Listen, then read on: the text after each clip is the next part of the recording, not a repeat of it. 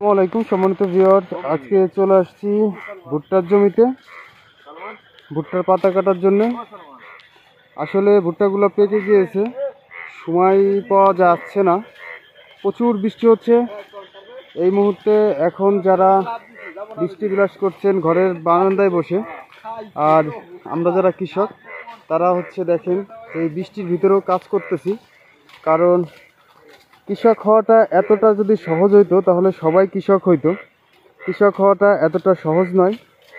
দেখেন যে সবারই শরীর ভিজা, এই পাতাগুলো ছাড়িয়ে দিচ্ছি যে আল্লাহ রাব্বুল আলামিন যদি বৃষ্টি দেয়, বৃষ্টির শেষে যদি রোদ উঠে তাহলে মোচাগুলো একটু শুকালেই মোচাগুলো কেটে বাড়ি নিয়ে যাব।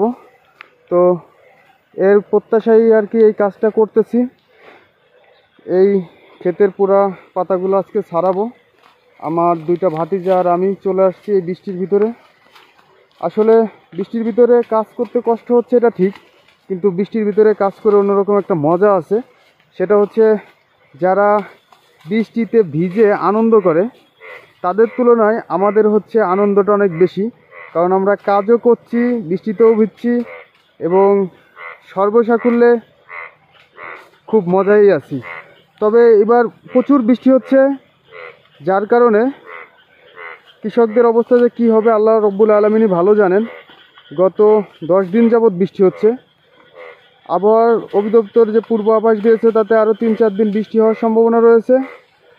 এখন আমরা যারা কৃষক আছি, কৃষকের অলরেডি তিল শেষ হয়ে গেছে, তিলে কোনো ফলন পায়নি কৃষক।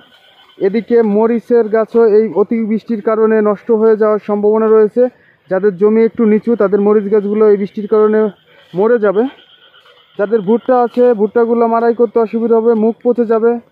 পাটের দিক থেকে ভালো, কিন্তু পাটে দেখেন পাটের ভিতরে পানি জমে গেছে। এই পাটগুলো কাটার জন্য অনেক টাকা খরচ করতে হবে, এতে যারা চাষি আছে তাদের ক্ষতিই হবে।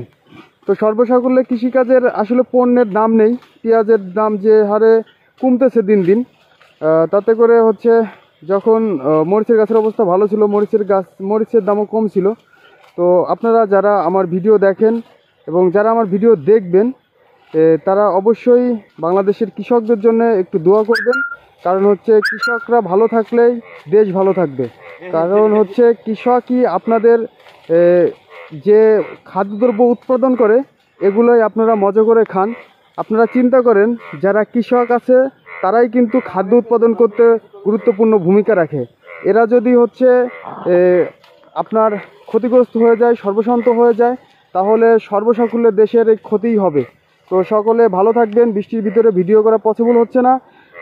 সকলের সুস্বাস্থ্য কামনা করে আজকের মতো বিদায় নিচ্ছি। আসসালামু আলাইকুম।